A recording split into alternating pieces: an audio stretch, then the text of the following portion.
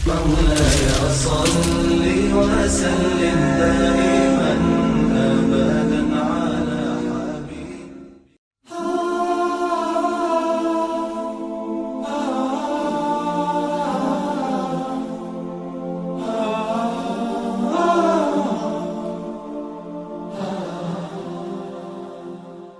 Assalamualaikum warahmatullahi wabarakatuh. Innal hamdalillah hamdan katsira thayyiban mubarakan fih. Asyhadu an la ilaha illallah wahdahu la syarika lah. Wa asyhadu anna Muhammadan abduhu wa rasuluhu la nabiyya ba'da. Allahumma shalli wa sallim ala Muhammadin wa ala alihi wa sahbihi ajma'in. Faqala Allah ta'ala fil Qur'anil Karim, A'udzu billahi minasy syaithanir rajim. Ya ayyuhalladzina amanu taqullaha haqqa tuqatih wa la tamutunna illa wa antum muslimun. Ba'd. Alhamdulillah, kita bersyukur kepada Allah hari ini kita masih dihidupkan. Sementara saudara-saudara kita, tetangga kita, teman akrab kita sudah dipanggil Allah. Alhamdulillah hari ini kita masih disehatkan. Sementara ada ribuan orang hari ini sakit, diantaranya sekian ratus kena DBD, beberapa daerah sudah KLB, kejadian luar biasa. Baik, tema hari ini kita menjaga ukhuwah. Kenapa kita membahas ini? Belakangan ini ada anak-anak muda kita yang beda radio nggak teguran, beda ustadz tidak bersalaman, beda penampilan tidak teguran. Bisa pengaruh karena ketidakmampuan, faktor wawasan, tidak ada ilmu. Yang kedua, baru hijrah, sudah mentahzir guru, lagi tren sekarang. Padahal dalam Islam melecehkan guru, ustadz, ulama, orang berilmu bukan sekadar dosa loh Bu, dosa besar. Meskipun kita tidak berguru kepadanya. Karena kita tidak tahu kalimat yang keberapa ucapan ustadz itu kita mendapat hidayah. Kita tidak tahu dengan ucapan ustadz itu kadang kita menangis. Kita tidak tahu kalimat yang keberapa dalam ceramah ustadz itu yang menggugah. Astagfirullah, benar ya. Contohnya, kita lempar satu bahasa yang orang terdiam. Apa contohnya? Berapa kali kita buka WA sehari, berapa kali kita buka Quran sehari, orang tersadarkan. Astagfirullah. Di status ibu tulis sederhana kok, sudahkah anda hari ini membaca Al-Quran? Begitu status ibu terbaca sama orang lain, astagfirullah, sudah jam 5 sore, hari ini aku belum baca Quran, ya Allah. Ibu ganti wajah ibu di sana dengan bahasa. Ibu tulis di status ibu, sudahkah anda sedekah hari ini? Astagfirullah, jam 5 sore loh Pak, hari ini belum ada kita sedekah. Sudahkah anda berzikir hari ini? Astagfirullah, istighfar hari ini aku cuma 14 kali, sementara Rasulullah 100 kali sehari. Jadi sederhana kalimat kita tapi mendatangkan pahala. Orang dapat kebaikan dan teguran, kita dapat pahala karena anjuran kita diamalkan oleh orang lain. Makanya saya anjurkan kepada bunda, di status jangan bikin foto. Kalau foto ibu jelek, dapat dosa karena dia jangan udah pesek lo gitu. Kalau ibu cantik, orang nafsu melihatnya, ibu dapat dosa. Serba susah. Cantik, ibu nanti laki-laki lihatnya jadi nafsu, orang birahi gara-gara melihat wajah kita, dosa bertambah. Kalau jelek jadi dibully orang, Allah udah jelek lo bikin di status. Betul ya Bu? Sebagusnya bahasa, sudahkah anda sholat sunnah hari ini? Sudahkah anda membaca Al-Quran? Atau sahabatku, sudahkah anda sedekah hari ini? Allahu Akbar, astagfirullah, udah hampir maghrib aku hari ini belum sedekah. Ada pengingat bagi orang yang melihat status, menguntungkan bagi kita, dapat pahala bagi dia. Kenapa? Terkoreksi orang hari ini dengan status kita, bukan justru orang dapat dosa melihat status kita. Jadi saya anjurkan kepada bunda, berhentilah wajah di status. Bikin kalimat yang menarik. Sudahkah anda menasihati diri anda hari ini? Karena Umar bin Khattab, bahasa yang paling populer dari beliau apa kepada rakyatnya? Apa Bu ucapannya? Hasibu qabla an tuhasabu. Hasibu qabla an tuhasabu. Hisaplah diri kamu, hitung diri kamu sebelum kelak dihitung di padang mahsyar. Jadikan muhasabah, jadikan introspeksi, jadikan internal koreksi sebagai tren hidup seorang mukmin. Saya ulangi ya Bu, jadikan koreksi dan introspeksi internal ke dalam sebagai tren hidup seorang mukmin hari ini. Minimal 2 kali sehari, ba'da subuh, ba'da apa Bu? Asar. Karena akan menghadap malam, ba'da subuh akan menghadap siang. Apa yang kulakukan tadi malam? Apakah aku baca Quran? Apa yang akan kulakukan besok? Karena aku menghadapi siang. Di malam hari untuk istirahat, di siang hari untuk bekerja. Sama-sama pahala. Salat itu juga berpahala. Apa saja yang kita lakukan untuk mencari ridha Allah bisa disebut ibadah. Ibu niat tidur untuk istirahat, ibu dapat pahala. Ibu makan dengan niat agar dapat beribadah dengan baik, ibu dapat pahala. Suami berangkat kerja jam 6 pagi, pulang jam 8 malam. Setiap putaran ban dapat pahala. Kenapa? Menafkahi anak dan istrinya. Ada kalimat yang salah dari kadang orang. Sibuk sekarang Pak, iya mengejar dunia. Maksud Bapak, oh bekerja terus Pak. Saya bilang bekerja itu ibadah. Maaf, makan itu ibadah. Maaf, berbusana itu ibadah. Maaf, mengunjungi saudara itu ibadah. Maaf, silaturahmi Ramadan itu ibadah. Ketika niatnya benar. Ya, selalu salah tafsir, Pak, maaf ya Pak Munjir, saya nggak ngaji karena sedang tender. Urus tender Bapak.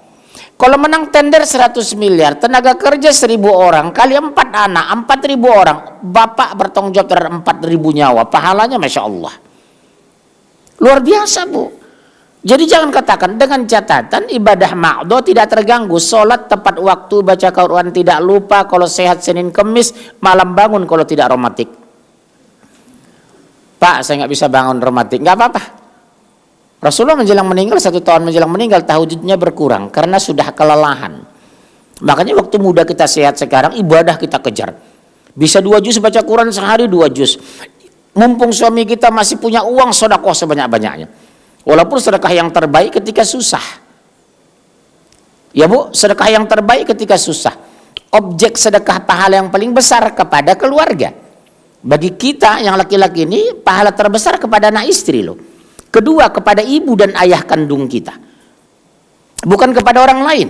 Itu pahala saya 1. Tapi kalau memberikan makan anak istri saya, setiap kasih makan dapat pahala 2.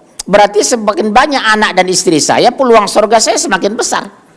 Saya bukan memprovokasi kemana-mana, ibu jangan langsung kemana-mana ya. Contohnya Rasulullah kita jumpai. Nah kita lihat perhitungan matematika. Ini matematika ya. Ibu lihat, jangan marah ya. Rasulullah istrinya berapa? 11. Rasul ini antum. Ini perhitungan berdasarkan hadis, tapi saya implementasi dalam statistik. Rasul itu istrinya berapa? 11. Kalau makan pahala 2 kali 2 kali 3 kali makan. Anak Rasulullah 7. 7 kali 2 kali 3. 11 kali 2 berapa Bu?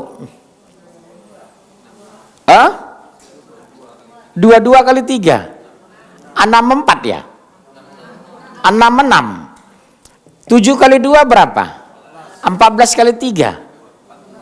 42. Berarti berapa? 108 satu hari dapat pahala. Antum istri 1 kali 2 kali 3 berapa itu? 6.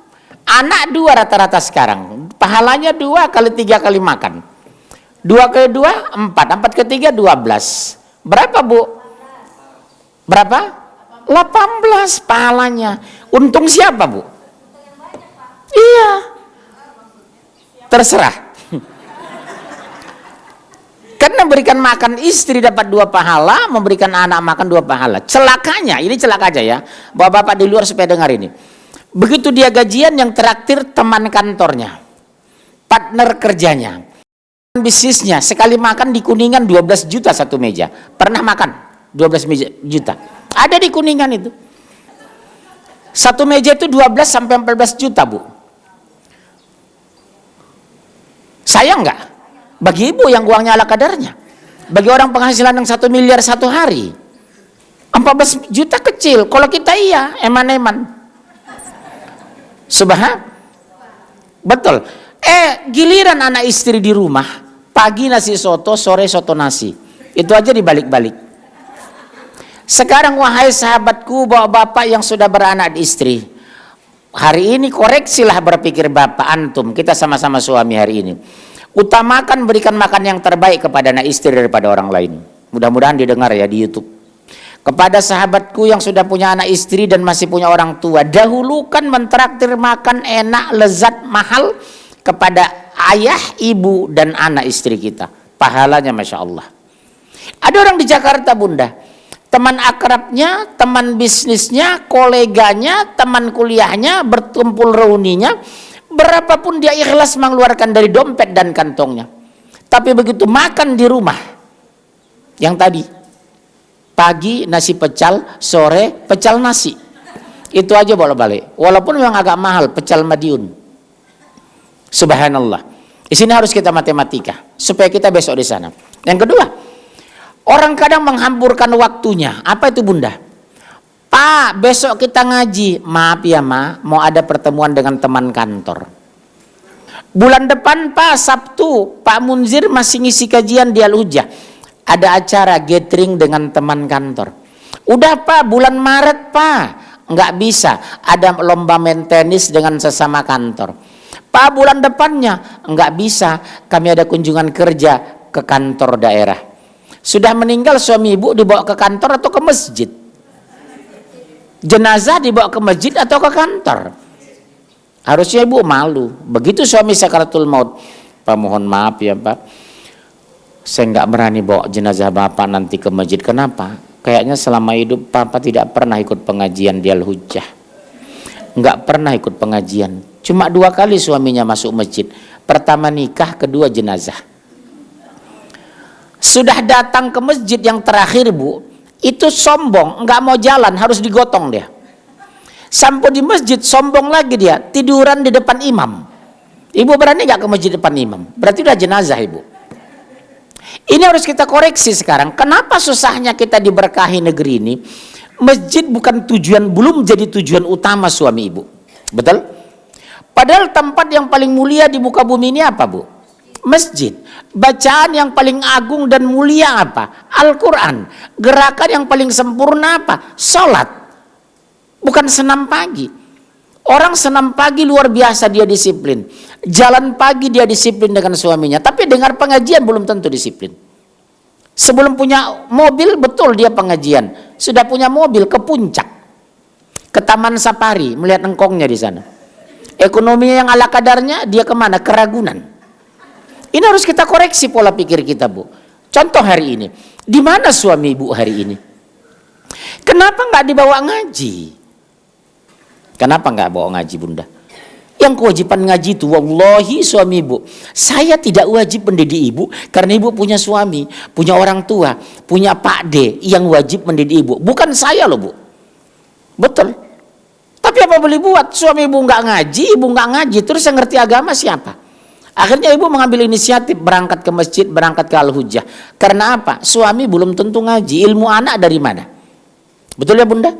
Ibu mau tak mau memaksakan diri harus ngaji karena suami di rumah.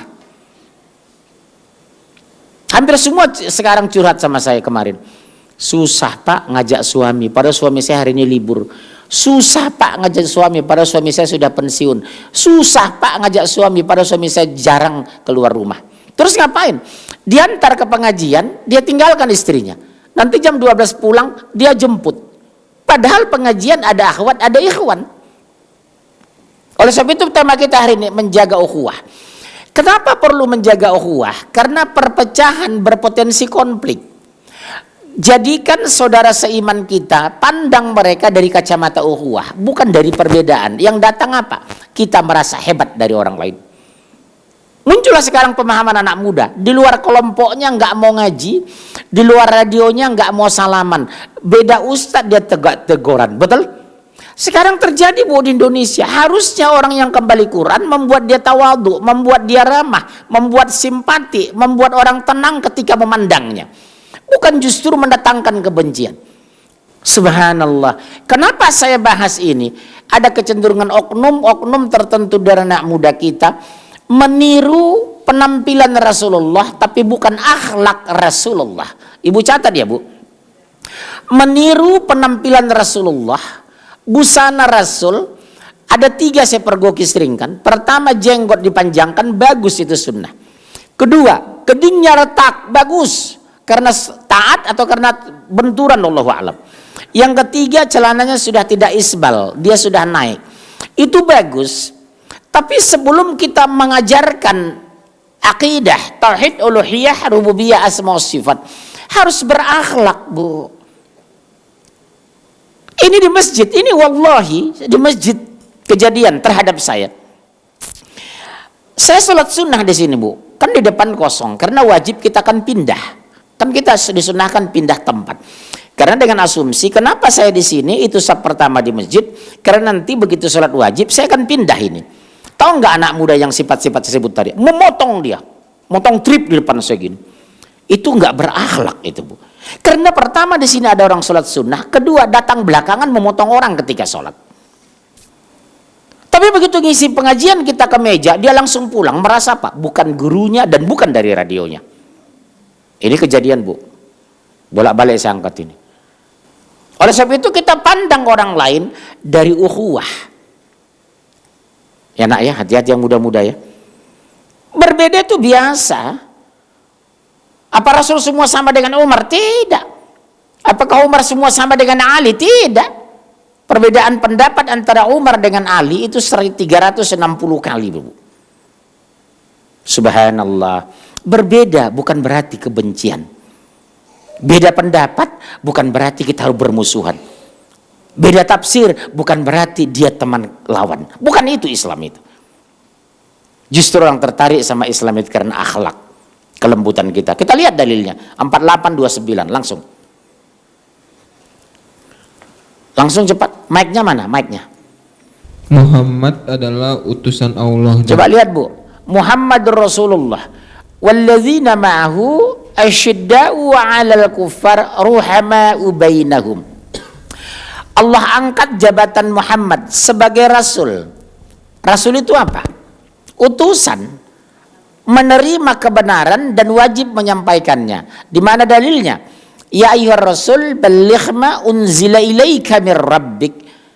Hai nabi, hai rasul, hai utusanku, kata Allah, sampaikanlah apa yang kau dapatkan dari Tuhanmu. Balligh ma unzila ilaika mir rabbik. Tugas rasul yang utama ada 2, Bu. Apa, Bu? Basyira wa nadhira. Membawa berita gembira dan pemberi peringatan. Basyira wa nadhira. Apa berita gembira? Kalau kita taat, qul atii'ullah wa atii'ur rasul, ada surga insyaallah. Kalau kita menantang, ada neraka. Tendensi kita masuk surga neraka sama dengan jin. Betul ya, Bu? Ibu patuh insyaallah surga, ibu menantang neraka. Oleh sebab itu diperkenalkan Allah di sini Muhammad Rasulullah. Muhammad itu utusan kami, kata Allah. Terus, dan orang-orang yang bersama dengan dia bersikap keras terhadap orang-orang kafir. oh ternyata orang beriman itu tegas terhadap orang kafir. Bukan menyombongkan diri sesama muslim karena beda pendapat. Yang khawatir saya persoalannya hari ini bukan karena beda pendapat, karena perbedaan pendapatan. Yang kita khawatirkan disinyalir orang karena perebutan umat. Ini khawatir saya di sini. Beda pendapatan bukan beda pendapat. Mudah-mudahan tidak benar ya, Bu. Sekarang sudah muncul suara awam, Ustadz ini bukan masalah beda pendapat Ustadz, terus beda pendapatan. Astagfirullah, mudah-mudahan tidak ya Bunda ya. Ini sudah keluar suara-suara umat. Karena apa? Kok sekarang seperti kemarin itu, saya malu saya membaca itu. Betul, Bu, saya kaget itu. Baru kemarin antum. Karena apa? Maaf, karena sudah fanatik. Makanya Islam tidak mengenal fanatik guru, yang ada ittiba. Ketika orang sudah fanatik kepada guru, di luar gurunya dia tidak mau dengar. Di luar pendapat gurunya semua salah. Sekarang sudah tren Bu, jamaah saya ngomongin, Pak Munzir, kata guru saya, enggak boleh. Yang benar itu kalau Allah Ta'ala, qala Rasul. Karena ketika fanatik kepada guru, gurunya menyimpang, dia ikut hancur. Ini maaf, harus kita benahi ini Bunda ya. Hati-hati anak Bunda di rumah ini. Siapapun gurunya sepanjang tidak menyimpang dari Al-Quran dan Sunnah, walaupun tidak satu radio dengan kita, tidak satu kelompok dengan kita, ikutilah, dengarlah. Harusnya idealnya semakin kita belajar Quran semakin tawadhu kan. Sekali lagi saya ulang ya Bunda, ini kalimat penting dari saya. Pandanglah saudara kita seiman dari kacamata ukhuwah, bukan dari kebencian. Kalau kita lihat daripada perbedaan dan kebencian, kita tidak akan pernah menjawab salamnya ketika dia mengucapkan salam kepada kita. Karena merasa aku lebih hebat dari kamu, lebih nyunnah dari kamu, manhajku lebih benar dari kamu. Ini berbahaya ini. Belum saya temukan dalam peradaban Rasulullah sahabat tabi'in wa tabi'in sampai imam mazhab saling membenci, belum saya temukan itu. Cuma sekarang saya temukan di Indonesia itu. Mereka lebih milih ke kantin daripada dengar ceramah ustadz karena merasa tidak satu radio. Banyak, saya kan pengalaman sudah di Indonesia ini. Baru kemarin insaf sudah mengadili ustadz. Padahal saya ulang ya Bu, hormatilah ustadz, ulama dan orang-orang alim. Karena ketika kita menghujat mereka, melecehkan mereka, bukan sekadar dosa, tapi dosa besar. Pandanglah. Saya semua ustadz saya hormati Bu. Dewan Dakwah, Muhammadiyah, Persis, Salafi, NU pun saya hormati mereka. Soal beda pendapat hal lain. Ustadz UAS itu berkunut, saya tidak berkunut. Saya ketemu, saya peluk, saya cium. Itu saudara saya seiman.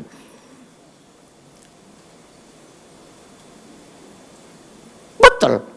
Soal dia berkunut, urusan dia dengan Allah. Tapi UAS itu saudara seiman saya. Jadi ciri-ciri Khawarij itu, ibu serius ya Bu, tolong dengar saya. Ciri-ciri Khawarij itu selalu mencari-cari kelemahan saudara seiman dan lupa menutupi kejahatan orang kafir terhadap agamanya. Itu ciri-ciri orang Khawarij. Yang dia cari kelemahan saudara seiman, dia lupa musuh di depan mata orang kafir dia tutupi. Itulah ciri-ciri Khawarij itu. Satu titik perbedaan dibesar-besarkan. Terus ayat itu, terus.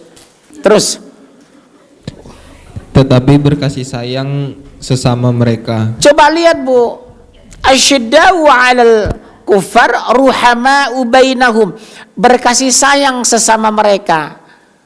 Kalau menurut kita ada dalil sampaikan, kalau ditolak bukan membangun kebencian. Saya ulangi ya Bunda ya. Kalau kita berbeda bukan berarti kita harus konflik. Ibu juga begitu di sini. Kalau beda pendapat dengan orang lain, kalau kita dikritisi orang lain, jangan kita anggap itu musuh. Kritik itu membangun, bukan memusuhi. Indonesia belum biasa dikritisi. Umumnya orang Indonesia ya Pak, dianggap yang mengkritik itu kebencian, bukan karena kasih sayang. Ya terus ayat.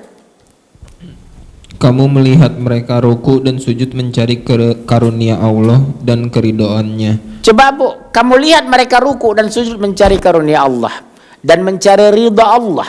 Kita tidak tahu siapa yang paling mulia di antara hadir hari ini. Ibu tahu? Kita tidak tahu siapa yang pertama di antara kita masuk surga hari ini. Kita tidak tahu siapa yang paling tinggi hari ini posisi kita di sisi Allah. Antum tahu? Karena kita merasa tidak tahu siapa yang paling mulia, hormati orang. Karena yang tahu tentang kita hanya Allah. Allah tidak melihat penampilan kamu, kata Rasulullah. Allah tidak melihat kekayaan kamu, karena kekayaan kita memang dari Allah. Allah nggak butuh harta kita. Ya Bu, yang dilihat Allah dari kita ada dua, apa tuh? Qulubikum wa amalikum, hatimu dan amalmu. Boleh jadi penampilan orang ahli sorga ternyata tidak pernah ikhlas. Boleh jadi orang berhijab syar'i karena trendy. Boleh jadi orang rajin sedekah secara lahiriah ternyata cari muka karena mertua sedang di rumah dari Garut. Yang tahu siapa, Bu? Hanya Allah. Yang tahu hati kita siapa? Hanya Allah. Nggak bisa kita vonis orang ketika dia bertato. Boleh jadi 3 hari menjelang meninggal dia taubat, dan taubatnya terima Allah. Kita nggak boleh memvonis orang yang prostitusi online neraka jahanam. Boleh jadi 3 jam sebelum meninggal dia insyaf dan bertobat, diterima Allah. Masya Allah ya. Terus ayat, Pada wajah mereka tampak tanda-tanda bekas sujud. iya, itulah yang hitam tadi. Ada hitam karena ketaatan, kedua ada hitam karena benturan, ada hitam karena karakter. Ada kening orang muncul ketika sujud otomatis gampang hitam. Betul? Memang gampang hitamnya kalau orang karakternya kening nonjol. Apa bahasa kita itu kalau kening agak besar itu? Jenong. Karena tekanan, kadang karena kebenturan, pernah terjatuh. Akhirnya kelihatan 2 gitu kayak orang sholat. Iya, betul. Memang kelihatan memang. Orang-orang taat itu kelihatan dari wajahnya. Lihat kawan-kawan pesantren yang mereka baca Quran 5 juz, 6 juz sehari, tahajudnya tidak tinggal, Senin Kemisnya tidak pernah tinggal. Lihat wajah anak-anak kita di pesantren, Masya Allah. Hidupnya sederhana, makannya ala kadarnya. Tiap hari cuma tahu tempe, wajahnya bercahaya karena ketaatan mereka, ketulusan mereka. Namun hati-hati, Bu, penampilan tidak jaminan. Ketaatan seseorang, kesolehan seseorang, ketakwaan seseorang, kemuliaan seseorang, lihat di hari kematiannya. Lihat di hari kematiannya. Lihat wajahnya di hari kematiannya. Masya Allah. Ya, ibu bisa wajah ibu bersih karena facial 2 kali seminggu. Bayar 3 juta sebulan, datang ke rumah dari salon. Wajah ibu bersih bagus, ternyata karena facial, bisa jadi. Terus ayat.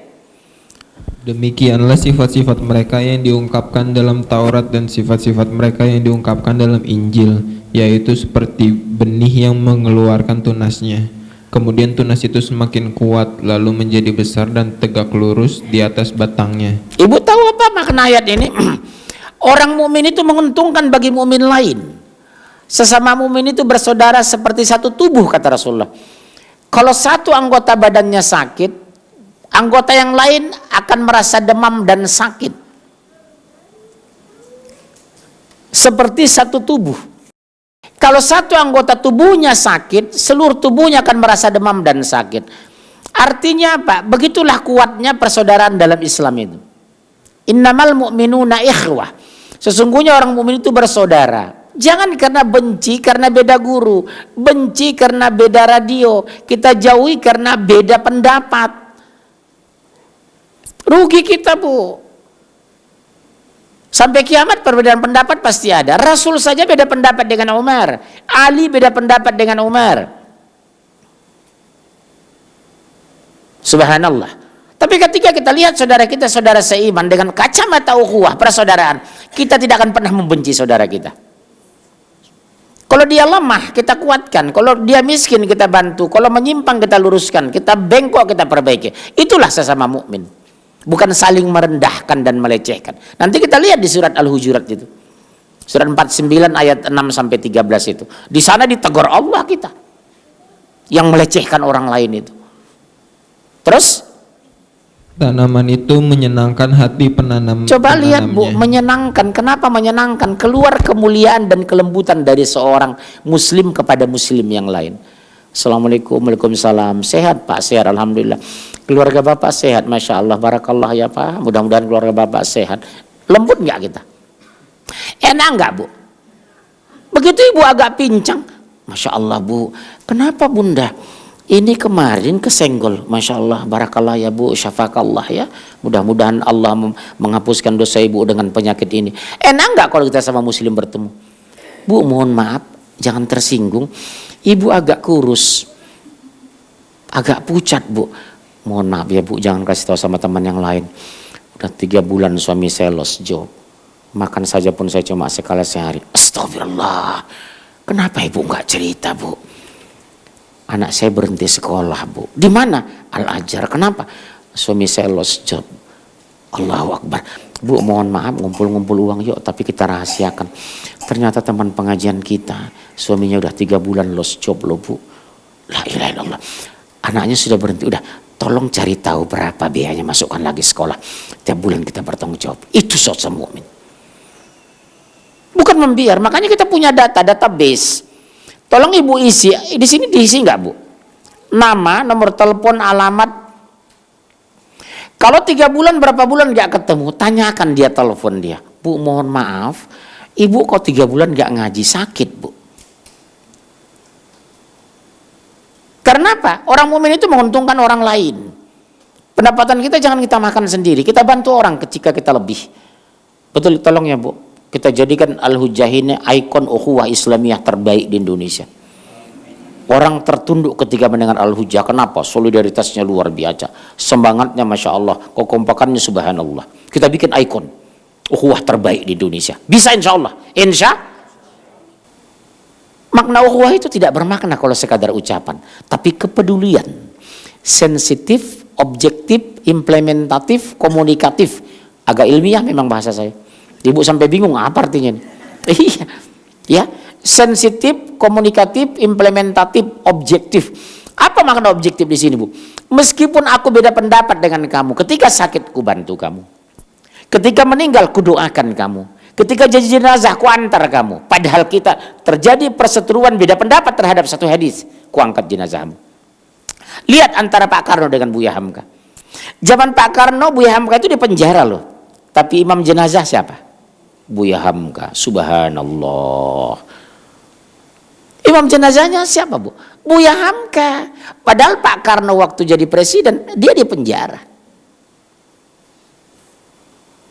Inilah ukhuwah yang sesungguhnya. Bukan basa-basi. Assalamualaikum, salam. Assalamualaikum, salam. Tapi salam yang tanpa nurani. Salam tanpa makna. Salam tanpa isi. Salam tanpa kemuliaan. Salam hanya basa-basi. Ya bu ya, kita robah ini, kita jadikan Al-Hujjah sebagai ikon ukhuwah terbaik di Indonesia. Insya Allah kita bisa kok. Sesama ibu harus saling mengenal bu. Biasakan bertanya. Coba kalau ada bertanya, maaf bu, ibu asli dari mana bu? Suku apa bu? Karena level kita sudah sama. Ibu memahami Quran sama dengan saya memahaminya. Ketika terjadi konflik kecil, kita orang tua komunikasi enak bu. Mohon maaf ya bu, jangan tersinggung. Sepertinya kemarin anak ibu pulang ke rumah ya bu. Kenapa? Anak saya cerita, bu tolong nasihatilah bu supaya kembali ke rumah. Enggak bagus wanita meninggalkan rumah bu. Kenapa enak komunikasi? Karena bu ini sudah selevel memahami Al-Quran dengan kita. Nanti ibu kalau menikahkan anak, ibu sudah paham Quran, baca Quran tiap malam. Tiba-tiba dapat besan gondoruo. Pengertian pemahaman agamanya. Ibu disanding di sana mendampingi anak acara walimah dengan suami. Ibu berhijab. Sebelah ibu apa? Dia pakai sasa rambutnya, wajah 6 warna, persis kayak gondoruo. Ibu nggak punya harga diri, jadi omongan. Lucu ya bu, ibu itu sudah nyunnah, hijabnya sudah bagus, ngajinya rajin, dapat besan masih pakai sasak ya, kayak unta di Saudi. Angkat begini. Kalau kita besan selevel, enak kan bunda? Bu mohon maaf pernikahannya jangan mewah ya bu. Maaf jangan tersinggung ya bu sebagai pihak laki-laki. Jangan katakan saya ibu matri. Kenapa bu? Mendingan acara pernikahannya sederhana, mas kawinnya kita besarkan. Nanti bisa jadikan modal kerja ketika anak ibu lost job. Berapa ibu minta? Ya 3 kilo emas lah. Ya udah nggak apa-apa bu, saya punya 16 kilo di rumah. Udah, benar. Rasulullah kan sering saya lihat. Rasulullah 20 ekor unta loh. Satu unta 80 juta unta merah. Berarti mas kawin Rasulullah kepada Khadijah 1,6 miliar. Masya Allah. Kalau ibu kan enggak. Ikhlas dilamar. Kenapa? Seperangkat alat sholat. Cuma 347.000. Nah ini yang harus kita koreksi bu. Kalau ukhuwah kita sudah bagus, pemahaman agama kita bagus, beda pendapat tidak membuat konflik.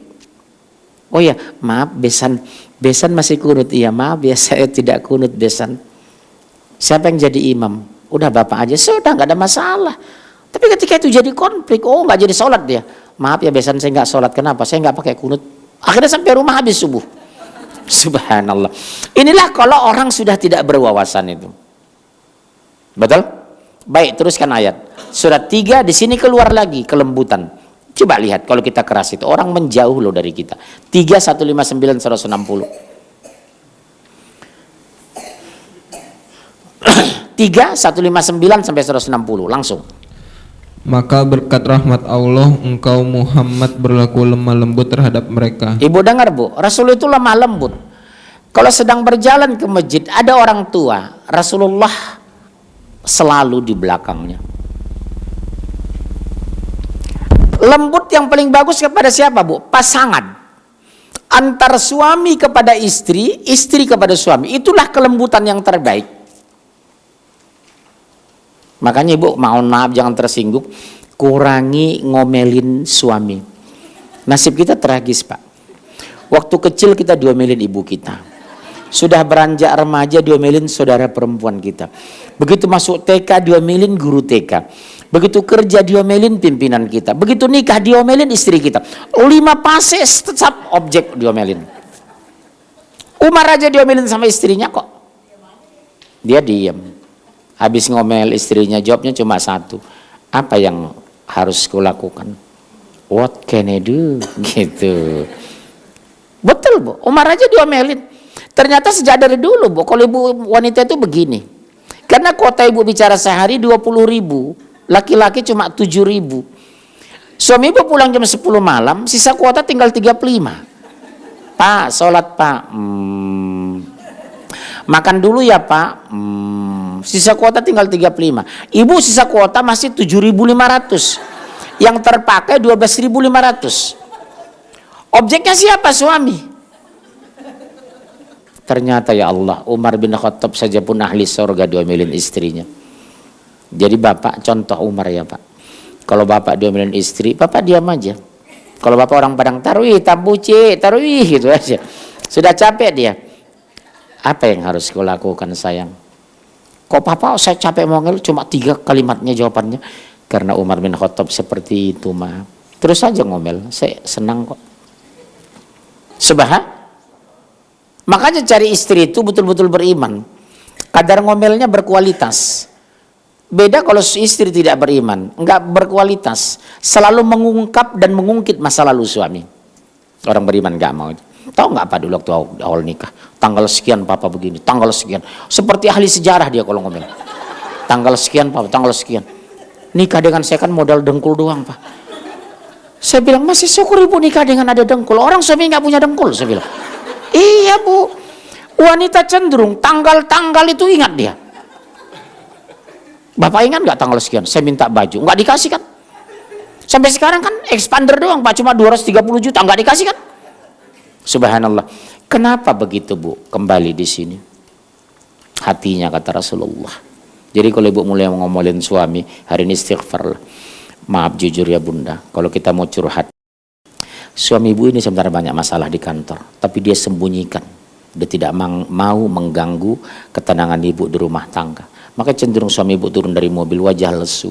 Diomelin pimpinan. Kerjaan gak selesai. Laporan besok harus turun. Tapi kami merahasiakan itu Bu. Demi Allah. Makanya ibu mau tidur. Pegang tangan suami. Mas mohon maaf ya Mas. Hari ini ada saya bersalah. Belum tentu besok pagi saya bangun saya masih hidup ya Mas. Apa jawab suami ibu karena beriman? Insya Allah saya juga minta maaf ya Bu. Barakallahu fiik. Ibu akan menangis menyalam suami. Betul Bu, mau tidur sentuh suami. Udah ibu lakukan?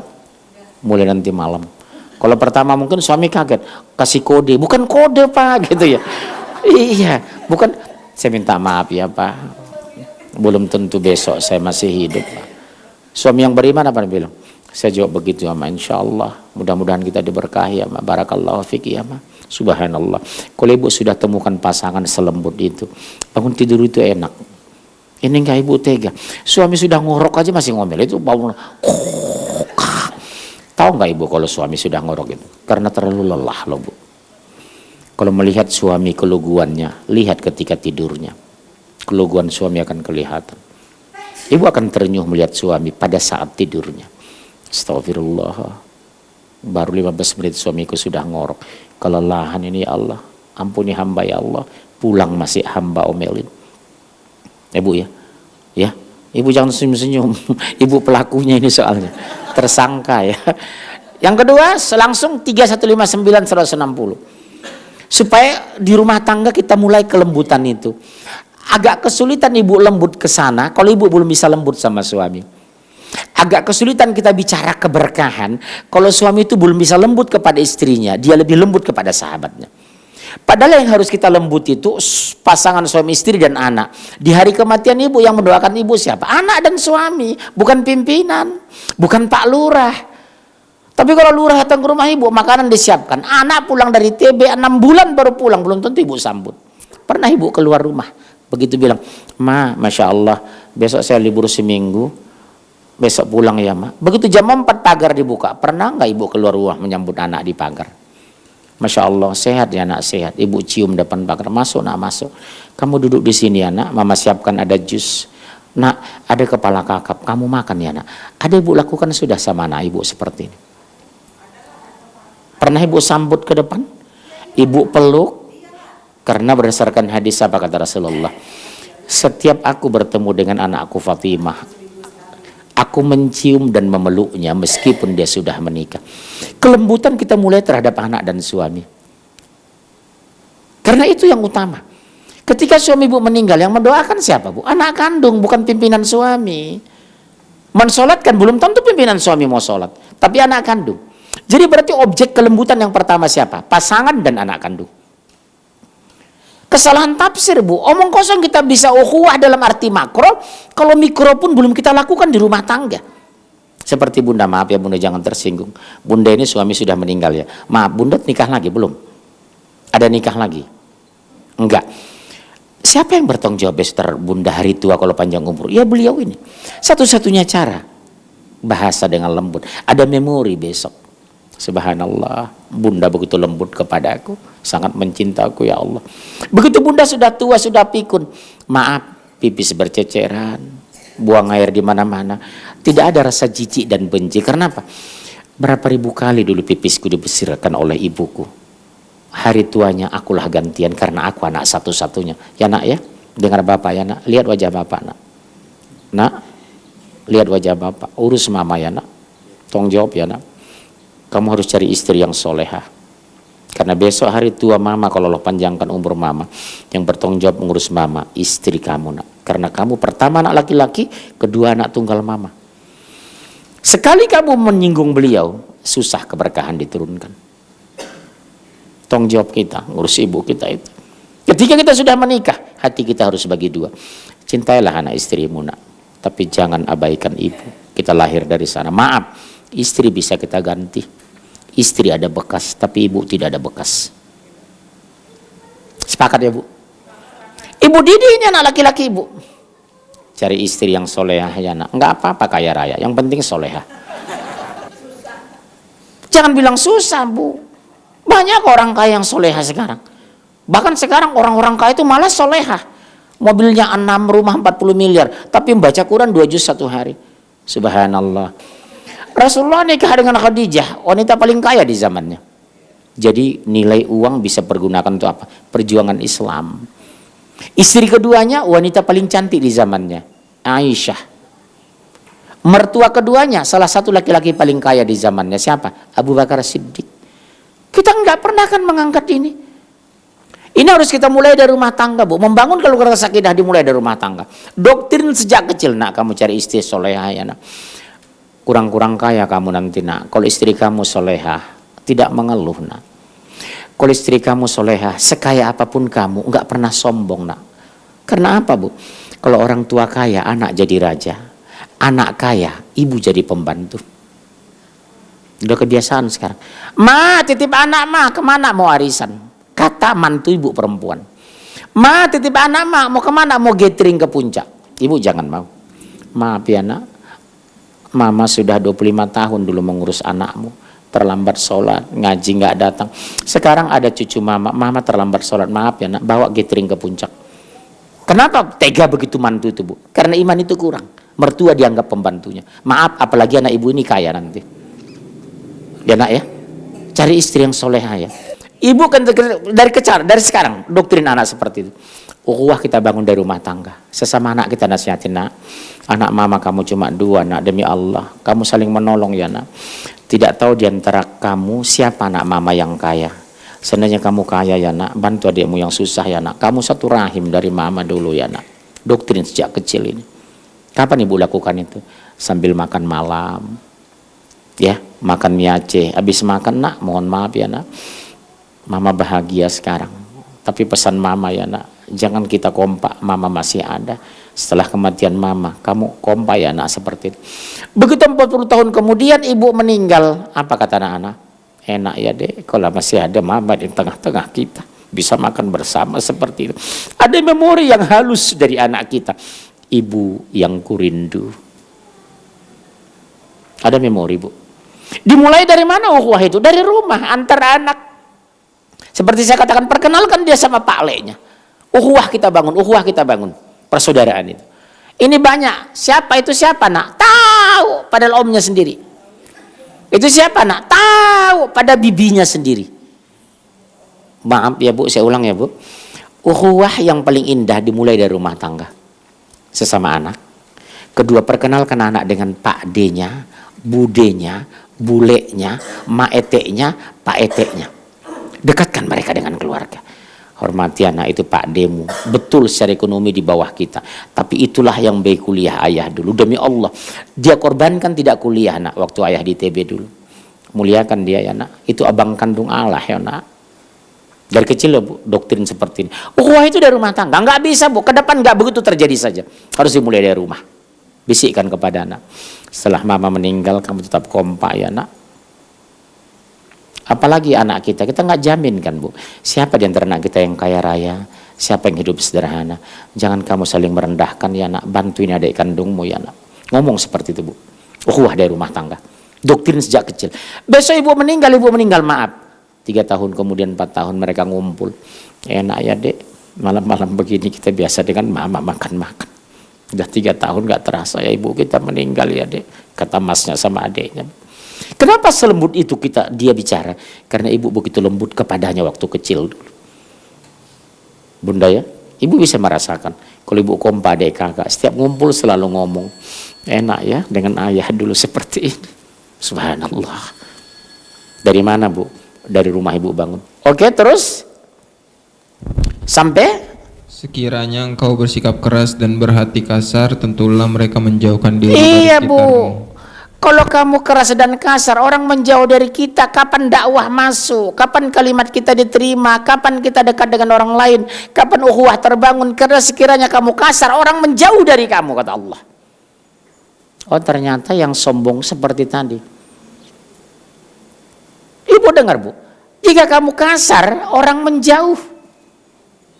Tapi kalau kita akrab dengan bahasa yang lembut, orang tertarik. Maaf ya Pak, Bapak saya lihat baru ketemu di masjid. Bapak orang baru. Iya Pak, saya baru pindah dinas dari Palembang. Saya tinggal di RT 3. Ada kesan, subhanallah. 300 jamaah masjid satu-satu yang menanya saya cuma beliau. Jadi saudara enggak Pak? Ada kesan dia. Kok kami bubaran masjid tidak satu pun jamaah yang menanya saya, cuma Bapak itu. Bapak kalau orang melakukan sama Bapak pindah ke tempat, kesan mendalam enggak Pak? Asal ketemu, assalamualaikum Pak, sehat Pak. Kenapa? Sebanyak itu ya Allah jamaah masjid. Yang menanya saya cuma beliau. Lakukan ya Bu. Sama dengan ibu di sini. Ibu biasakan sebelah kanan kiri itu komunikasi. Maaf ya Bu, ibu tinggal di mana? Oh iya, ibu udah berapa kali kemari. Itu ukhuwah yang terbaik kita lakukan. Kalau kamu kasar kata Allah, orang menjauh dari kamu. Sederhana kok. Ibu tolonglah, maaf ibu tolong tanya, ibu kenal nggak sama sebelah? Coba tanya, udah kenal nggak ibu? Coba ibu bersalaman. Ibu saling bersalaman kiri kanan, tanya siapa ibu itu? Ibu tahu sudah, kenal nggak ibu sama itu? Tahu nggak ibu di mana rumahnya? Tahu ibu siapa suaminya? Tahu ibu depositonya berapa? Iya saling bersalaman kita bu. Apalagi yang orang itu datang baru, dia merasa kalau bahasa Jawanya apa? Ibu orang Jawa kan saking jauh. Ibu saking pundi bu, saking Jawi. Jawi ini pundi bu, Ponorogo. Oh kulo saking Tuban bu. Oh nje. Ibu ngerti, ibu orang Sunda ya? Orang Sunda? Apa? Oh Pak Usra, ibu pulang dulu deh. Nggak ngerti Pak. Ibu ngerti nggak bahasa Jawa tadi? Enggak ya? Aduh kasihan ya. Ibu orang Jawa, orang Awak, orang Padang. Ya orang Awak. Batanyo ke Sabalawa, jale di rumahnya. Jadi orang merasa dake jambu. Enggak. Bapak orang mana asli? Enggak jelas Bapak. Jawa. Jawa ini pun di Pak. Yogyo. Iya. Kulo iki wong Batak Pak, tapi iso ngomong Jawi. Bojo kulo saking Jawi. Nggih? Dengan bahasa itu akrab. Waktu saya di Hong Kong, tahu nggak Bu? Sekian ribu jamaah begitu monggo kita sedoyo. Senangnya bukan main. Saking Jawi toh Pak, saking Jawi toh Pak gitu. Karena merasa apa? Oh, orang Jawa loh gitu. Assalamualaikum warahmatullahi wabarakatuh. Piye kabare Mbak? Api, monggo kita sedoyo. Wah, saking Jawi toh Pak. Merasa cepat akrab kenapa? Saking Blitar, Surabaya, Madiun, kabeh wong Jawi di Hong Kong itu, Bu. Begitu saya pulang ke Medan saya pakai bahasa Batak. Halak kita dulu, mergahamu katanya. Begitu sampai Jawa Barat kita bahasa Sunda. Betul kan? Kumaha ada mang, sehat alhamdulillah. Wah, orang Sunda katanya. Abdi mah orang Batak, saya bilang. Kenapa? Secara teori psikologi akan orang merasa dekat ketika kita masuk ke budayanya, pastikan itu. Saya ulangnya Bu, orang merasa dekat dan akrab, hangat dan bersahabat ketika kita masuk ke budayanya. Orang paling senang. Al-Quran itu menyampaikan itu. Bersikap lembutlah kamu, supaya orang jangan jauh, kata Allah. Kelembutan bisa meruntuhkan permusuhan. Catat ya Bu, kelembutan bisa meruntuhkan permusuhan. Itu bikin status ya, insya Allah. Terus ayat, karena itu maafkanlah mereka. Maafkan mereka walaupun beda pendapat, walaupun beda manhaj, walaupun beda mazhab, walaupun beda guru, walaupun beda radio. Kira-kira menguntungkan nggak kalau kita benci orang? Capek kita mikirin orang, dia nggak pernah mikirin kita. Ibu nggak bisa tidur gara-gara orang. Orang sendiri nggak mikirin ibu. Yang rugi siapa? Insomnia, susah tidur ibu. Dia sendiri udah ngorok di rumah. Karena apa Bu? Membangun kebencian bukan persaudaraan. Tema sentralnya satu kok. Kenapa kita membenci orang? Karena kita merasa lebih dari orang lain. Itu kan bahasanya kan. Kenapa kita membenci orang? Karena kita merasa lebih dari orang. Lebih kaya, lebih pintar, lebih cantik, lebih hebat, lebih berkuasa. Akhirnya di mata kita orang di bawah kita. Definisi sombong apa Bu berdasarkan Islam? Orang yang menolak hukum Allah dan merendahkan orang lain. Itulah sombong. Saya ulangi ya Bu. Apa sombong dalam pandangan Islam? Orang yang menolak hukum Allah dan merendahkan orang lain. Itulah sombong dalam definisi sesungguhnya. Di matanya dia lebih hebat. Nanti kita bahas ini. Apa penyebab sombong itu? Karena kaya. Ternyata orang paling kaya Korun hancur. Karena pintar Yahudi ternyata hancur. Karena keturunan iblis hancur. Karena kekuasaan Firaun Namrud habis. Coba itu Bu. Diklarifikasi dalam Al-Quran. Sombong itu 4. 1 karena kaya. 2 karena pintar. 3 karena keturunan. 4 karena kekuasaan. Anda mau ikut mereka? Ikut siapa itu? Oh, jadi orang kaya, Korun ditenggelamkan. Firaun 17.000 lebih mengejar pasukan Musa. Yang dihancurkan siapa? Firaun.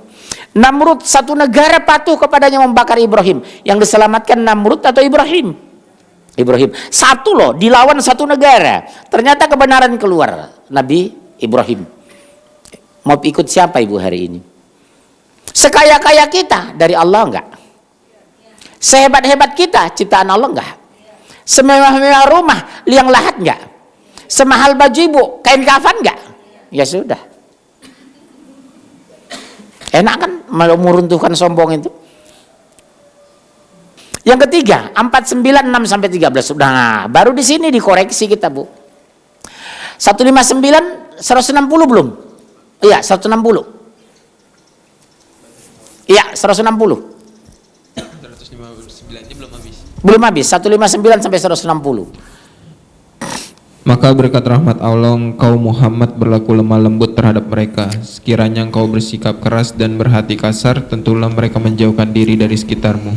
Karena itu maafkanlah mereka dan mohonkanlah ampunan untuk mereka, dan bermusyawarahlah dengan mereka dalam urusan itu. Kemudian apabila engkau telah membulatkan tekad, maka bertakwakallah kepada Allah. Sungguh Allah mencintai orang yang bertawakal. Ibu lihat, ternyata ciri-ciri orang bertakwa itu lemah lembut. Ternyata ciri-ciri membangun ukhuwah itu karena kelembutan. Ibu jangan salah tafsir. Ibu dengar tolong saya ya. Tegas tidak harus kasar. Apa kata Rasulullah? Kalau ingin melihat sifatku, lihat di dua sahabatku, Abu Bakar dan Umar. Kelembutanku kamu lihat pada Abu Bakar, ketegasanku lihat pada Umar. Subhanallah. Jadi sifat Rasulullah terwakili dan terpancar pada dua kepribadian sahabat. Kelembutan bijaknya Rasulullah pada Abu Bakar, ketegasannya pada Umar. Makanya ketika Ibnu Abbas bertanya kepada Rasulullah, "Ya Rasulullah, siapa orang yang paling kau cintai?" Apa jawab Rasulullah? "Aisyah." Kalau dari laki-laki siapa Rasulullah? Ayahnya Abu Bakar. Setelah itu siapa lagi Rasulullah? Umar bin Khattab. Subhanallah. Ternyata Umar itu begitu keras, Bu. Bahkan Umar itu sebenarnya cenderung kasar loh dia. Sampai ada seorang wanita ditawarkan, dia lamar, ditolak. "Aku nggak mau nikah dengan Umar." "Kenapa nak?" kata ibunya. "Karena Umar itu kasar, Ma." Cenderung kasar memang Umar itu. Tabiatnya memang keras. Mungkin mirip-mirip orang Batak lah ya. Tapi subhanallah Umar itu banyak menangis, Bu. Sangat lembut. Dia sangat mencintai keluarga Rasulullah, melebihi cinta kepada anak dan istrinya. Suatu ketika jadi khalifah, dia panggil cucunya Rasulullah. Dia jujur, "Aku sangat mencintai keluarga Rasulullah," dia bilang. Dia panggil cucu Rasulullah. "Siapa cucu Rasulullah?" "Husain." "Nah," katanya, "sekali-sekali silaturahimlah ke rumah saya," kata Umar. Tiba-tiba Husain ini ke rumahnya. Dari kejauhan dilihat Umar sedang bicara dengan Muawiyah. Sebelum dia bertamu juga anaknya Ibnu Umar, Abdullah bin Umar, anak kandung Umar. Ibu ikuti ya cerita ini ya. Sebelum dia bertamu, tiba-tiba katakanlah ini muncul dari jauh loh. Dilihatnya ada tamu pertama anak kandungnya Ibnu Umar, Abdullah bin Umar. Nggak boleh masuk. Dia pun diam-diam pergi. Umar itu nggak melihat dia. Logika dia, jangankan aku, anak kandungnya sendiri nggak boleh masuk. Dia sedang menghormati satu tamu namanya Muawiyah. Besoknya ditanya Umar, "Nak, kenapa kamu kemarin nggak jadi silaturahmi ke rumah bapak?" Kata beliau sama cucu Rasulullah, "Kemarin kulihat Ibnu Umar masuk. Tidak boleh. Anak saja nggak boleh, apalagi aku. Demi Allah ya nak, kamu lebih utama ke rumahku daripada anakku Abdullah." Sampai begitu cintanya Rasulullah Umar itu kepada keluarga Rasulullah. Itulah Umar bin Khattab. Ternyata Rasulullah melakukan yang sama. Manusia ketiga yang paling dicintai oleh Rasulullah, Umar bin Khattab. Dijamin surga enggak? Kalau kita sudah dicintai oleh Rasulullah radhiyallahu anhum wa radu anhu, Allah ridho kepada mereka dan mereka ridho kepada Allah. Bayangkan nama kita salah satu masuk urutan ketiga manusia yang paling cintai oleh Rasul. Dijamin surga itu nak? Dijamin enggak nak? Subhanallah. Suatu saat Umar itu bergandengan tangan dengan Rasulullah. Berarti luar biasa kan kedekatan mereka. "Wahai Umar, siapa yang kau paling cintai di muka bumi ini?" "Diriku sendiri ya Rasulullah." Apa jawab Rasulullah? "Belum beriman seseorang, dia lebih mencintai dirinya daripada Rasulullah aku." Dipegangnya tangan Rasulullah. "Demi Allah ya Rasulullah, mulai hari ini aku mencintai engkau melebihi cintaku kepada diriku dan keluargaku." Sejak itulah Umar bin Khattab mencintai keluarga Rasulullah, termasuk Hasan dan Husain cucu Rasulullah, melebihi cinta kepada anak kandungnya. Sampai begitu, Bu. "Lebih pantas kamu nak bertamu ke rumahku dibandingkan anakku Ibnu Umar," kata Rasulullah. Dia tahu diri ini, Husain ini. Ibnu Umar aja bertamu ditolak, apalagi aku, katanya. "Tidak nak, kamu lebih pantas sebagai tabuku daripada anakku sendiri." Luar biasa. Itu yang harus kita contoh hari ini. Tugas kita apa? Mengikuti sunnahnya. Bersahabat dengan saudara seiman, tidak melecehkan orang meskipun mungkin agamanya di bawah kita, ibadahnya di bawah kita, penampilannya di bawah kita. Belum tentu kita lebih mulia daripada dia. Ternyata 3 hari menjelang meninggal dia bertobat, Pak. Pada tubuhnya penuh dengan tato. Menangis tersungkur jam 1 malam sampai jam 4, jam 5 subuh dia meninggal. Ternyata ruhnya disambut oleh malaikat karena tobatnya diterima oleh Allah. Kita nggak bisa mengadili orang lain, Bu. Ya, kita rubah hari ini. Pandanglah saudara seiman dari kacamata ukhuwah, bukan karena perbedaan, apalagi kebencian. Baik, teruskan 160. Jika Allah menolong kamu, maka tidak ada yang dapat mengalahkanmu. Tetapi Betul. jika Allah Jika Allah menolongmu, tidak ada yang bisa mengalahkan kita. Sebaliknya, jika Allah menolak kita, tidak bisa kita diterima. Ya bunda ya, hari ini tolonglah agama Allah supaya kita ditolong. Ya ayyuhalladzina amanu in tansurullaha yansurkum wa yusabbit aqdamakum. Hai orang beriman, tolong siapa barang siapa nolong agama Allah, Allah akan mudahkan langkahnya. Kejadian Pak, 3 hari yang lalu saya diundang ke satu yayasan. Tahu nggak? Ibu itu sudah sepuh. Dia punya anak yatim mualaf 300 orang Bu. Tidak kelaparan, semua gratis. Logikanya di mana Bu? Sekolah semua gratis, tempat gratis, makan gratis. 300 orang, makannya sekali makan berapa Pak? Maaf, umumnya cenderung remaja, SMP, SMA itu makannya banyak. Geragas. Itu yang harus dibayar ibu itu. 300 orang. Saya bilang subhanallah bunda, mulia sekali bunda ini. Iya Pak, belum pernah putus makan mereka. Saya nggak tahu dari mana saja rezeki dari Allah. Ibu lakukan itu. Ya Bu ya. Terutama anak yatim. Ternyata dengan anak yatim bukan sekadar menyantuni kata Rasulullah, memuliakannya. Ibu, ada sebuah hadis Rasulullah mengatakan, makanan yang paling terburuk adalah apa Bu?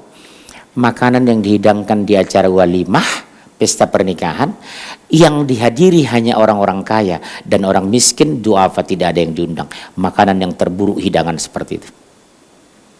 Yang dihadiri hanya orang-orang kaya dan orang miskin, duafa tidak ada yang diundang kata Rasulullah. Ibu lihat sekarang ada trendy kan di pesta pernikahan di gedung. Para hadirin, mohon maaf tanpa mengurangi hormat kami, karena tengah-tengah kita ada Bapak Menteri Anu, kami persilakan memberikan ucapan selamat. Kita antri sudah 20 menit, karena ada menteri, itu dosa besar. Oh kadang Pak, kami ngundang anak yatim di pesta, betul. Tapi bukan prasmanan makannya Pak, nasi box. Kepada para undangan kami, anak-anak kami, anak yatim dari Yayasan Anu, kami mohon mengambil nasi box yang ada di sebelah ruangan. Habis ngambil box Bu, di dalamnya standar, buncis tumis, minyaknya minyak curah.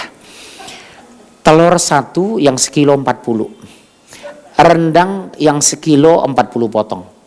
Pulanglah anak yatim. Giliran kita maaf, yang ekonomi lebih bagus, makanan kita bergizi, makan prasmanan. 46 item, giliran anak yatim muter-muter di puncis, dosa besar ibu. Makanan yang terburuk kata Rasulullah, acara walimah ketika hanya dihadiri orang kaya tapi tidak mengundang orang miskin. Hati-hati Bu kena ini. Jadi kalau ibu menikahkan ini besok, undang aja 60 orang miskin. Umumkan kepada anak kami yang kamu undangan kami dari yayasan ini, silakan nak nikmati hidangin sepuasnya. Kadang saya menangis Bu melihat anak yatim itu. Makan segini nasinya, maaf, mungkin setahun belum tentu dia makan seenak itu. Silakan nak sepuasnya. Di sana ada enak, ada bakso, ada karedok, makan nak, makan, puaskan ya nak. Dekati mereka, datangi mereka Bu. Aku seperti anak yatim dengan anak yatim seperti ini kata Rasulullah. Karena Rasulullah anak yatim Bu. 6 bulan aku dalam kandungan, ayahku meninggal kata Rasulullah. 6 tahun aku, ibuku meninggal. Muliakan mereka ya Bu ya. Seperti ini kan anak yatim status beliau, sama dengan saya dulu, tamat SMA saya meninggal. Subhanallah. Terus yang kedua, Allah ancam kita di surat mana? 49 6-13. Di sini baru diancam. Tadi sifat karakter orang beriman. Apa itu? Saling berkasih sayang. Di sini ancaman terhadap mereka yang sombong. 49 6-13 langsung. Al-Hujurat. Wahai orang-orang yang beriman, jika seseorang yang fasik datang kepadamu membawa suatu berita, maka telitilah kebenarannya. Bu, makanya sekarang sering share-share belum jelas. Dosa besar Bu, jadi fitnah. Walaupun maaf, dia beda dengan kita. Betul? Terus? Maka telitilah kebenarannya agar kamu tidak mencelakakan suatu kaum karena kebodohan. Jangan ya Bu, kebodohan kecerobohan. karena kebodohan, informasi nggak jelas di share. Jadi jangan karena kita kebencian kepada suatu kaum, kita tidak adil. Pastikan itu dulu. Kalau ibu mandi pakai shower atau pakai gayung, yang disiram dari atas atau kaki? Ibu kalau pakai mandi pakai shower atau pakai gayung, ibu nyiramnya dari atas atau dari kaki? Artinya apa, Bu? Atas itu harus bersih duluan. Sebab kalau kita rakyat bersih, atas kotor, begitu mandi kita kena kotoran. Filosofi mandi begitu, Bu. Artinya apa? Orang jujur, orang berwawasan, orang bertakwa harusnya dari atas. Contohnya siapa? Rasulullah. Ketika sahabat bertanya kepada Aisyah, ya Bunda Aisyah, seperti apa akhlaknya Rasulullah? Khuluqul Quran. Rasul itu Quran berjalan. Dia bicara 1, tauladan 10.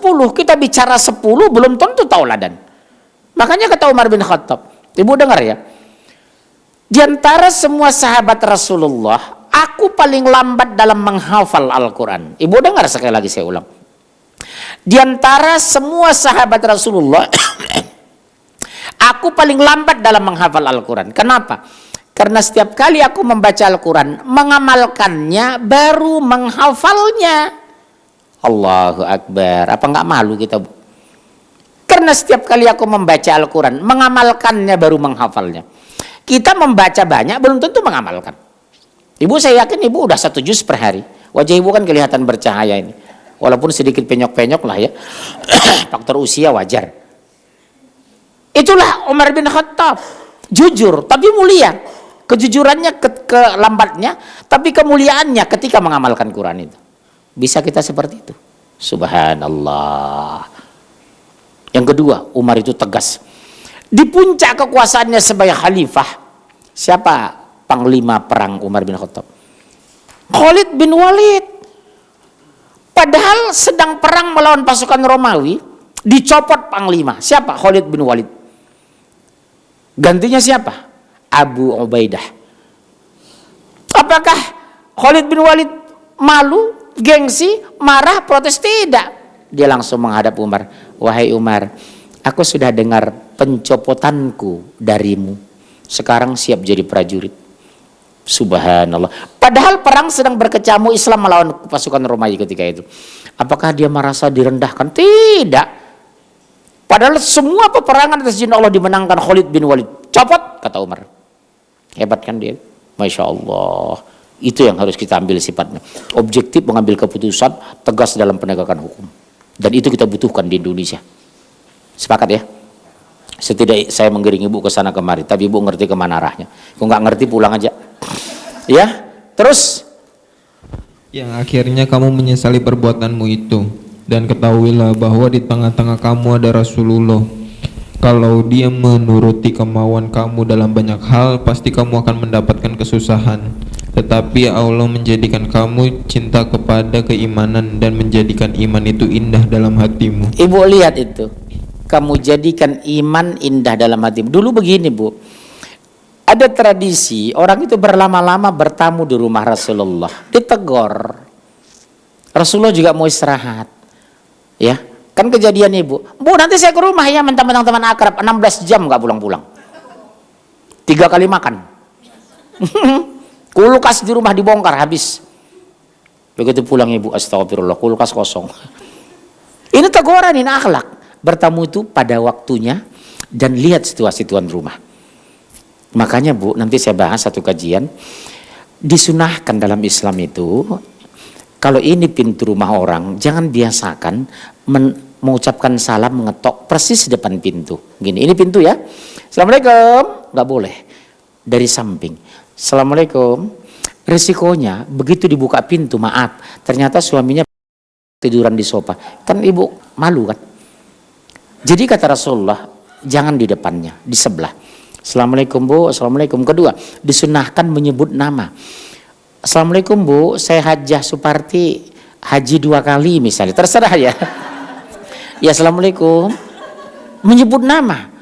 Makanya Rasulullah kalau ada tamu dia menanya man, siapa. Orang itu nggak jawab, disuruh Rasulullah pulang. Jadi Bu sunnah menanya man, itu bahasa Arab. Man anta, siapa kamu? Man. Orang masa ibu gak kenal? Man, ibu kenal, pulang aja lo bilang. Rasulullah nyuruh pulang. Iya Bu. Yang kedua disunahkan ke rumah orang bertamu itu dari belakang, bukan dari ruang tamu, dari dapur masuknya.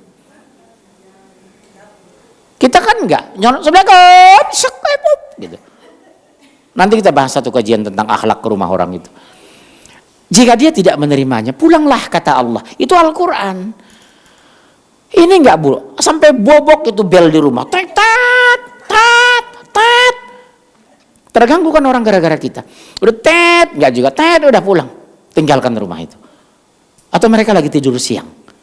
Itu dibahas, Bu, di surat 24 ayat 28 29, surat 58 59 itu kita bahas nanti. Akhlak bertamu ke rumah orang. Ya, Bu ya. Yang kedua, jangan biasakan masuk ke ruang utama meskipun ibu ipar kandung. Enggak boleh itu, ke ruang utama. Ruang utama kamar tidur utama maksudnya. Enggak boleh itu, Bu ya. Enggak sembarangan. Anak kandung aja harus mengetok 3 kali kan. Itu akhlak-akhlak. Nanti kita bahas tahun berapa? 2021 insyaallah. Insyaallah. Ya, terus ayat ini.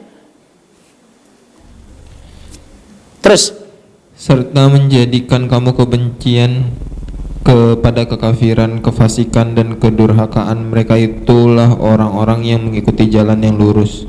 apa artinya, Bu? Orang yang beriman itu mencintai saudara seiman, membenci kepada kekafiran, kekufuran, kemunafikan. Yang harus kita nasihati orang yang menyimpang, bukan orang yang berbeda pendapat. Yang kita dakwahi orang-orang kafir supaya mereka menerima Islam, bukan mencari kesalahan saudara kita seiman. Yang terjadi sekarang terbalik. Dengan saudara seiman sampai sekecil-kecilnya dia cari kesalahan. Dengan orang kafir, kejahatan mereka terhadap Islam. Inilah orang Khawarij itu. Dia intip Ustadz itu, apa kelemahannya? Dia datang bukan mendengar ceramah, mencari kelemahan Ustadz. Terus cepat. Sebagai karunia dan nikmat dari Allah, dan Allah Maha mengetahui, Maha bijaksana. Ibu lihat, Allah Maha mengetahui ibu ikhlas atau tidak. Qulubikum wa amalikum, hatimu. Pak, yang penting kan hatinya, gak usah berhijab. Bisa nggak gitu? Oh, nggak penting, Pak. Yang penting di sini, Ustadz. Lihat hadis itu. Qulubikum wa amalikum. Bicara hati berarti niat, bicara amal berarti perbuatan. Apa? Tubuh harus ditutup. Ya ini masalahnya, Bu. Hatinya dulu, betul, karena keikhlasan di sini. Yang tahu takwa kamu hanya Allah, kata Rasulullah. Hak kita menilai orang hanya penyembelihan lahiriah, hati Allah. Jadi antara hati dengan amal soleh harus sejalan, Bu. Karena sering sekarang, Allah nggak usah lah sok berjilbab. Tetangga saya berjilbab orangnya jahat. Urusan jahat dengan Allah, tapi syariatnya dia tutup aurat. Jelas ya, Bu ya? Bisa nggak militer? Oh, saya baik kok, saya pakai batik. Nggak boleh, Bu, ke markas. Harus pakai baju seragam militer. Betul? Apa bisa? Oh, saya Pak Jenderal, Pak, saya udah 3 kali perang menang terus, saya nggak mau pakai baju dinas, pakai batik aja. Dimarahi sama pimpinan nggak? Karena apa? Baju wajib, kebaikan wajib. Sering, Bu, hati-hati, Bu, ngomong seperti ini ya. Oh, nggak perlu, Ustadz, nutup kepala, yang penting nutup ini. Bisa nggak kayak gitu? Bisa nggak? Subhanallah. Terus, Dan apabila ada 2 golongan orang mukmin berperang, maka damaikanlah antara keduanya. tuh damaikan. Kalau nggak mau perang, yang tidak mau berdamai. Atau tinggalkan mereka. Sama dengan Ibu. Kan ada sekarang, maaf ya, Bu, kelompok tertentu pengajiannya. Bu, Ibu ngaji sama siapa? Oh, nggak usah, Bu, jangan, Bu. Sudah, maaf ya, Bu, Ibu nggak boleh ngomong seperti itu. Ustadz, kami juga membahas Quran kok, Bunda. Ibu melecehkan guru kami, nggak boleh. Tegur aja, Bu. Sekarang terjadi seperti itu. Kalau bukan dari kelompoknya, dari kepala sampai ujung dilihatnya. Harusnya kita akrab dengan semua orang, Bu. Soal beda pendapat, udah, silakan. Silakan berbaur, tapi tidak lebur. Saya ulang ya, Bu. Silakan berbaur, tapi tidak lebur. Saya yakin, maaf, seperti tadi saya katakan. Kawan saya sifatnya begini, udah saya hargai sifat perbedaan itu. Tapi karena dia muslim, saya hormati karena dia seiman dengan saya hari ini. Terus, cepat. Jika salah satu dari keduanya berbuat zalim terhadap golongan yang lain, maka perangilah golongan yang berbuat Disuruh zalim. apa, Bu? Suruh perangi. Terus? Sehingga golongan itu kembali kepada perintah Allah. Jika golongan itu telah kembali kepada perintah Allah, maka damaikanlah antara keduanya dengan adil, dan berlakulah adil. Sungguh Allah mencintai orang-orang yang berlaku adil. Terus. Sesungguhnya orang-orang mukmin itu bersaudara karena Tuh, itu. lihat Bu. Innamal mu'minuna ikhwah. Orang mukmin itu bersaudara. Namanya saudara, saling mengingatkan dan menguatkan. Kenapa mengingatkan kadang lupa, kenapa menguatkan kadang lemah? Di bidang apa? Di bidang iman. Di bidang apa? Di bidang ekonomi. Bu, kenapa misi Nasoro itu berhasil? Karena mereka apa? Turun ke daerah, ke pedalaman, tidak membawa dakwah saja, tapi membawa beras, membawa supermi, membawa ikan, membawa kecap. Kita ke daerah, ke pedalaman, bawa dakwah tapi tidak bawa beras. Apa kata orang? Sebelah sana dia berdakwah, kemudian bawa beras, bawa dokter gratis. Kelemahan kita di sana. Ekonominya kita bina, akidah kita bina. Indonesia enggak. Cenderung kita umat Islam, akidah dibina, ekonomi terlantar. Makanya uang masjid itu harusnya jangan disimpan di bank. Indonesia uang masjid disimpan di bank. Subhanallah. Ya, terus ayat. Sesungguhnya orang-orang mukmin itu bersaudara, karena itu damaikanlah antara kedua saudaramu yang berselisih dan bertawakallah kepada Allah agar kamu mendapat rahmat. Wahai orang-orang yang beriman, janganlah suatu kaum mengolok-olok kaum yang lain. Tuh, beda guru Bu, sekarang sudah trendy. Oh jangan akhi ke sana, ustadznya belum nyunnah. Jangan ke sana akhi, manhajnya beda dengan kita. Jangan ke sana Bu, dia itu ustadz radikal. Saling melecehkan, jangan kamu memperolok kata Allah. Ya, ini peringatan buat kita semua, termasuk kawan-kawan yang di luar sana. Jangan ibu lakukan ya Bu. Kalau ibu diperolok, jangan lakukan olok-olok terhadap mereka. Biar mereka jahat, jangan balas kejahatan dengan kejahatan. Kalau nggak bisa melakukan kebaikan, diam. Pusing amat ya Bu, ya jangan ya, mau nanggapin begitu itu. Ibu jadi yang terbaik lah. Jamaah Al-Hujjah yang terbaik di Indonesia. Insya Allah. Bisa? Harus siap Bu, insya Allah. Jangan terpancing dengan begitu itu. Terus? Karena boleh jadi mereka yang diperolok-olokkan itu lebih baik dari mereka yang Tuh, mengolok-olok. boleh jadi orang yang kita lecehkan itu lebih mulia dari kita. Boleh jadi lebih tinggi dari kita. Jadi kalau kita objek ejekan, oh mereka khawarij, manhajnya beda, belum sunnah, jawab dengan senyuman. Hanya Allah yang tahu, bilang aja. Sekarang terjadi kan, sesama muslim, sesama ustadz menjelek-jelekkan itu. Ini teguran dari Al-Quran. Terus? Dan jangan pula perempuan-perempuan mengolok-olokkan perempuan lain. Langsung loh, tunjuk hidung Allah ini. Tadi kamu, sifatnya umum, sekarang langsung perempuan. Karena maaf, perempuan penyakitnya ngobrol. Ketika kulihat ke neraka, yang paling banyak neraka, wanita dan orang kaya. Ketika kulihat ke dalam surga, kata Rasulullah, yang paling banyak orang miskin. Ada ibu orang miskin di sini? Duluan 500 tahun masuk surga. Subhanallah. Saya ulangi ya Bu. Orang miskin yang bertakwa duluan masuk surga 500 tahun dibandingkan orang kaya yang bertakwa. Karena hisab ringan. Ibu mobil 4, rumah 3, villa 7 di puncak, kebun kesemak di Ciledug 6 hektar. Hisabnya panjang, interogasinya lama. Lihat orang kepanggil KPK, 16 jam di KPK. Habis tidur besok 7 jam di KPK. Itu baru dunia Bu, belum di akhirat, detail. Coba koreksi ban mobil ibu hari ini. Mulai hari ini kita koreksi lah. Kemana putaran ban mobil ibu sehari? Ke tempat hiburan atau ke pengajian? Waktu pemuda dia ke diskotik, sudah tua ke... Mau kemana Pak? Ke apotek. Umur udah 78. Waktu muda ke diskotik, sudah tua ke apotek. Besok terkoreksi Bu. Langkah anak ibu kemana? Nah, kamu kuliah di Amerika loh, 27 jam kamu ikhlas di pesawat. Masjid cuma 200 meter, kamu nggak sholat ke masjid. Nah, istighfar ya nak. Malu mama besok di padang mahsyar nak. Ayahmu dipermalukan besok nak. Kuliah ke Houston 27 jam kamu ikhlas. Masjid sebelah rumah kamu, waktu liburan dari Amerika 3 bulan. Belum pernah mama lihat kamu ke masjid nak.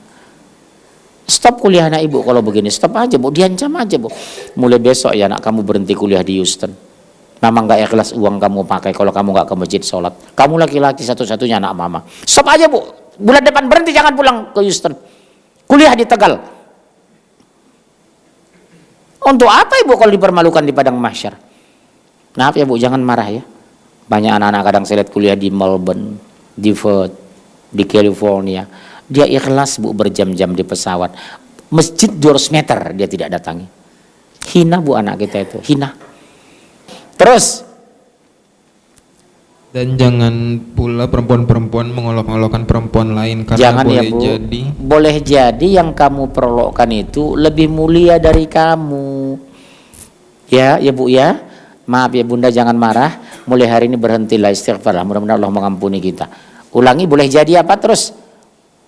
boleh jadi perempuan yang diperolok-olokkan lebih baik dari perempuan yang mengolok-olok. Terus? Janganlah kamu saling mencela satu sama lain, dan janganlah saling memanggil dengan gelar-gelar yang buruk. Nggak boleh bu. Oh hitam, Mr. Black.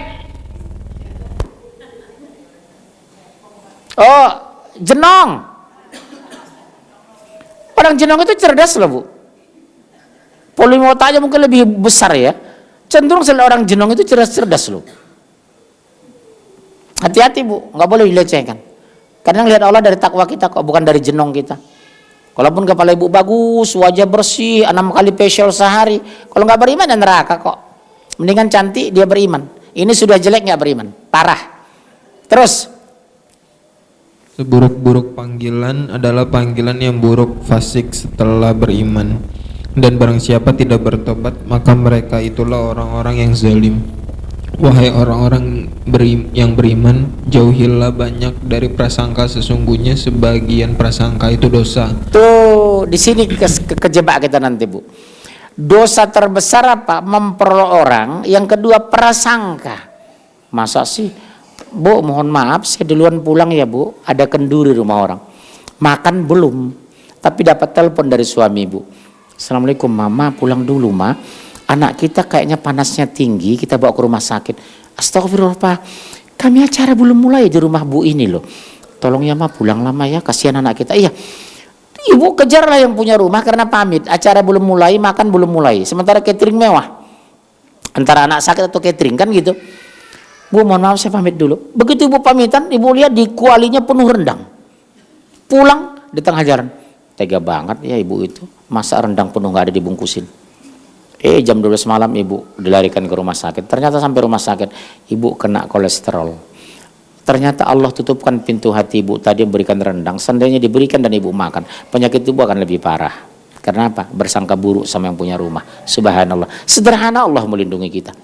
Ditutupkan pintu hatinya berbagi rendang, sementara dikasih 5 ibu makan 3. Mungkin ibu lebih parah kolesterolnya. Yang harusnya 300 jadi 450.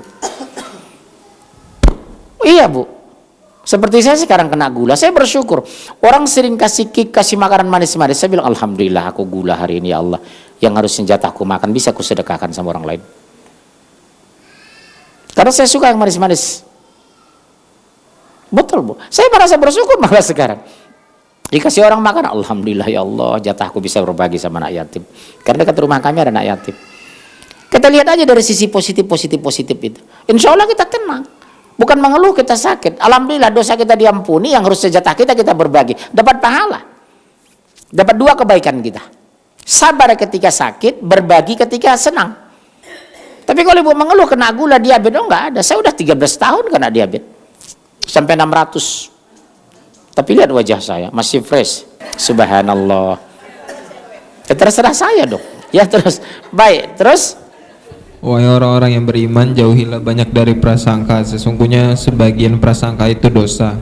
Dan janganlah kamu mencari-cari kesalahan orang lain. Tuh, jangan mencari kesalahan orang lain, itu bukan sifat orang mukmin. Yang salah kita perbaiki, bukan mencari kesalahannya. Janganlah kamu mencari kesalahan orang lain, kata Allah. Seandainya salah, tahu nggak ibu yang ahsan yang baik? Telepon pribadi, WA pribadi, japri dia. Ustadz Afwan, apakah antum silip ngomong atau sengaja?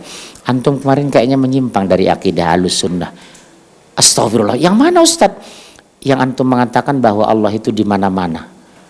Astagfirullah. Salah ngomong aneh Ustadz. Afwan ya Ustadz, jangan tersinggung. Syukurnya Ustadz negur aneh. Itu yang paling bagus. Satu lagi, terus. Dan janganlah Yang cepat. Dan janganlah kamu mencari-cari kesalahan orang lain, dan janganlah ada di antara kamu yang menggunjing sebagian yang lain. Tuh, Bu, Apakah jangan. ada di antara kamu yang suka memakan daging saudaranya yang sudah mati? Nauzubillah. Tentu kamu merasa jijik, dan bertawakallah kepada Allah. Sungguh Allah Maha Penerima Taubat, Maha Penyayang. Ancaman terbesar ya Allah. Jadi kita menggunjing saudara kita sama seperti makan bangkai orang mati. Kira-kira mau nggak Pak? Gratis. Gratis Pak. Walaupun itu cebong, nggak mungkin mau kan? Iya. Kesimpulan hari ini Bunda, kenapa ukhuwah susah? Karena sombong tadi. Faktor merasa lebih pintar sendiri, kelompoknya lebih benar sendiri, lebih kaya sendiri. Nanti kita bahas di sini. Karena kaya, karena pintar, karena keturunan kekuasaan.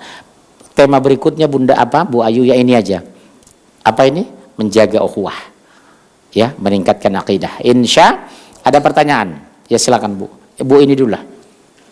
Ustadz, tadi Ustadz mengatakan bahwa ada Ustadz yang sunnah dan tidak sunnah.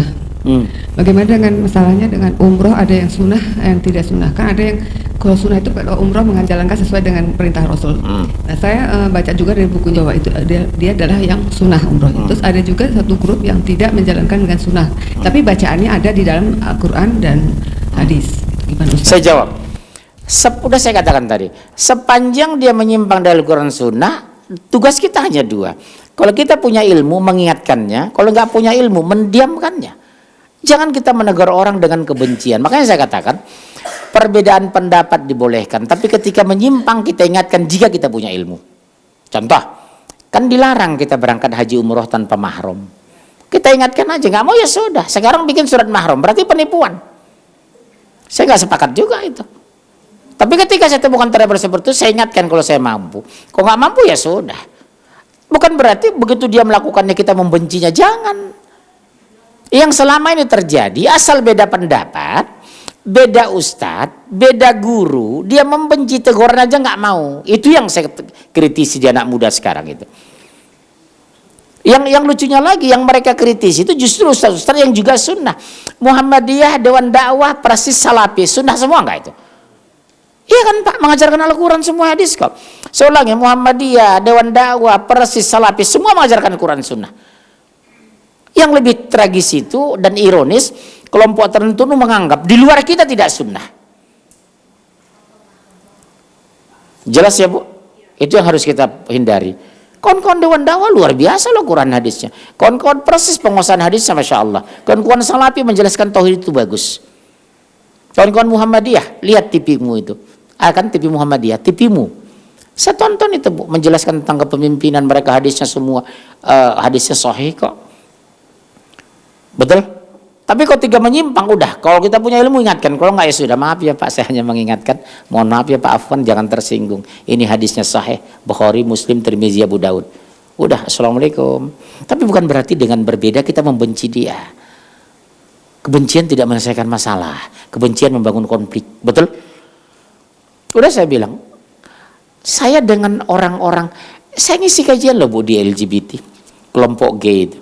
Saya tidak tunjukkan kebencian, yang saya benci sifatnya bukan orangnya. Sebab kalau saya membenci orangnya, kapan dakwah masuk ke sana? Ternyata dari LGBT ada yang insyaf, saya suruh nikah, punya anak. Kembali dari internal kita, mau nggak merubah kita? Insya Allah Allah turunkan hidayah. Tapi ketika saya membenci LGBT, membenci homoseks segala macam, kapan dakwah sampai ke sana? Padahal kewajiban dakwah harus mereka dengar. Jangan jatuhkan vonis sebelum ada hujjah. Kenapa ada hijrah? Karena ada al-hujjah. Karena ada hujjah kita, makanya orang hijrah. Contohnya beliau ini kan, hijrah dia dari non menjadi muslim. Lihat wajah beliau langsung bercahaya. Dulu ya Allah kusamnya Masya Allah. Ya. Baik, terima kasih doa kafaratul majlis. Subhanakallahumma bihamdika asyhadu an la ilaha illa anta astaghfiruka wa atubu ilaik. Assalamualaikum warahmatullahi